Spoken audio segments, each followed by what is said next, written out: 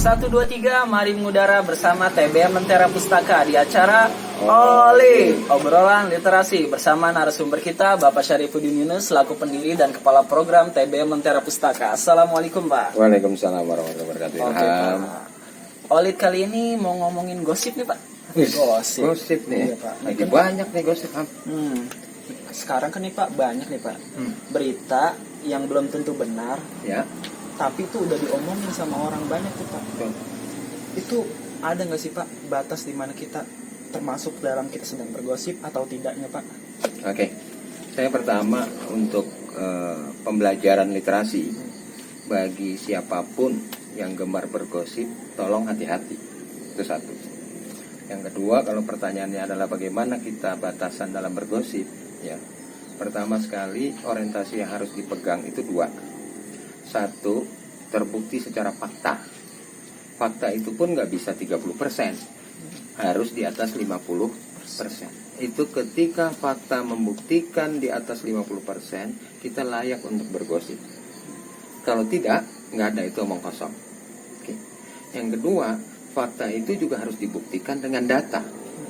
Ya kan? Data itu ukurannya adalah kuantitatif. Gitu. Ilham datang ke TBM setiap hari Minggu. Begitu dia rutin, berarti itu ada fakta. Nah, malah digosip, Ilham tuh ngapain sih ke TBM? Nah, karena didukung faktanya kejadian hari Minggu, ditambahin ada data. Ya, Minggu 1, Minggu 2, Minggu 3. Jadi, batasan orang bergosip itu harus punya kekuatan basis biar bagaimanapun fakta dan data. Kalau tidak ada itu, gosip is about omong kosong, alias nanti memunculkan jadi fitnah, jadi hoax, jadi berita yang tidak benar. Oh gitu Pak. Terus Pak, ada dampaknya nggak Pak kalau kita itu bergosip Pak? Sangat berdampak. Satu, gosip itu kan secara sederhana itu kita ngomongin orang, ya. Kalau orang yang kita omongin itu nggak benar, dampaknya itu dirugikan loh, ya. Itu dirugikan atas reputasi dan citra dia. Kemudian dampak orang yang ngomongin itu apa? Dia ngumpulin dosa buat dirinya sendiri. Sesuatu yang tidak perlu dia urusin, dia urusin. Sesuatu yang tidak dia pedulikan, nggak perlu dipeduliin. Kenapa dia jadi peduli? Urusan kamu, urusilah. Urusan saya, urusilah. Ya, simpel itu sebenarnya. Jadi dampak gosip itu tidak ada positifnya buat orang yang digosipin maupun orang yang bergosip. Pak, kalau bicara gosip terus apa sih Pak konsekuensi atau resikonya Pak kalau kita bergosip Pak? Sekarang pertama, resiko yang paling sederhana adalah harus nanggung dan mau menerima resiko orang yang bergosip itu jadinya dimusuhi, tidak disenangi oleh orang yang digosipin. Karena dianggap menyebarkan berita yang tidak baik. Bahkan kalau dalam Islam disebut menebar aib. Sesama saudara itu tidak boleh kita menebar aib. Kita tahu kekurangannya tapi bukan kita untuk sebarkan. Kalau ada kekurangan saudara kita, yang harus kita lakukan adalah nasihat untuk memperbaiki. Itulah gunanya namanya orang untuk bermuhasabah diri gitu. Nah itu pertama, ya, resiko. Resikonya yang kedua apa sekarang? Gosip di media sosial yang kemudian tidak menjadi fakta, betul kan? Pada akhirnya terkait dengan undang-undang ITE, bisa dipidanakan, gitu. Jadi ini sekarang berapa banyak proses di kepolisian yang akibat gosip didengungkan lewat media sosial, akhirnya itu diubah. Contoh kecil, katanya DKI kemarin menerapkan yang namanya ganjil genap. Ternyata enggak dilakukan oleh Pemda DKI. Orang yang menyebarkan itu lewat medsos sekarang lagi dikejar. Kita tunggu aja nanti. Jadi harus terima resiko sosial, dijauhi orang, tidak disukai orang. Dua, terima resiko hukum, sanksi pidananya. Enggak ada positif. Negatif semua ya Pak ya. Ya. Nah Pak, kalau bergosip nih ada nggak sih Pak cara bergosip yang benar? Tips bergosip lah Pak istilahnya. Ya, secara hakikat gosip itu tidak baik. Ya. Tapi karena kita berteman, bergaul, pada akhirnya terpaksa ngomongin orang. Ya. Berarti kalau ditanya tipsnya bergosip, ingat, bergosip itu harus balance. Waktu bisa ngomongin negatif, harus mampu juga ngomongin yang positif. Kalau mampu ngomongin orang jeleknya, harus berani fair untuk ngomongin juga bagusnya tuh.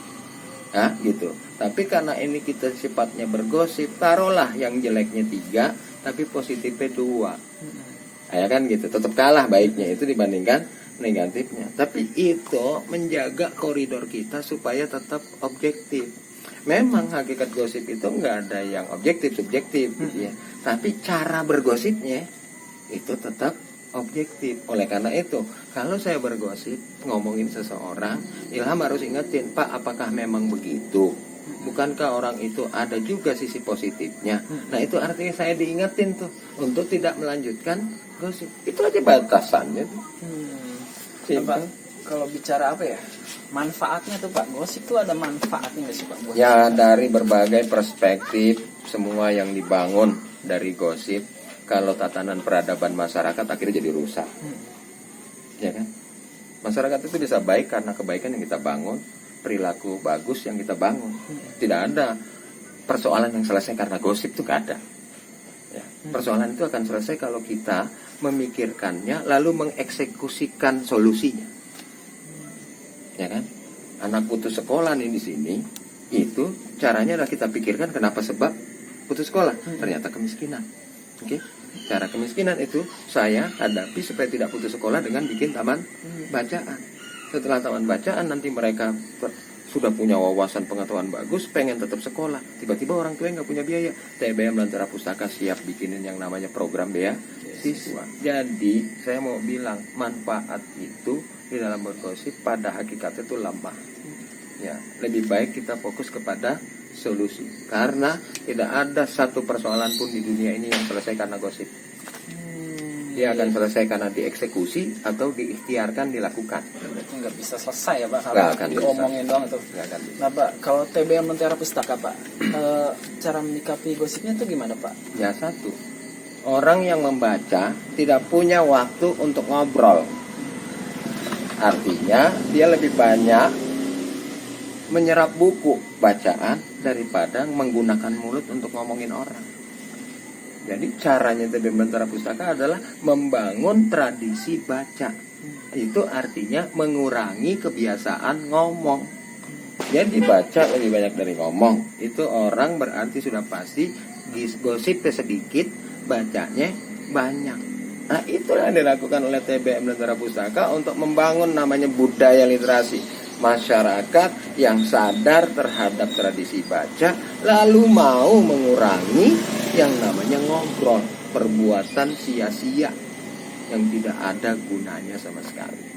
Oke, luar biasa sekali Pak. Cukup sekian oleh kali ini tentang gosip. Ya, assalamualaikum warahmatullahi wabarakatuh. Waalaikumsalam. Salam literasi. Salam literasi. Baca bukan main.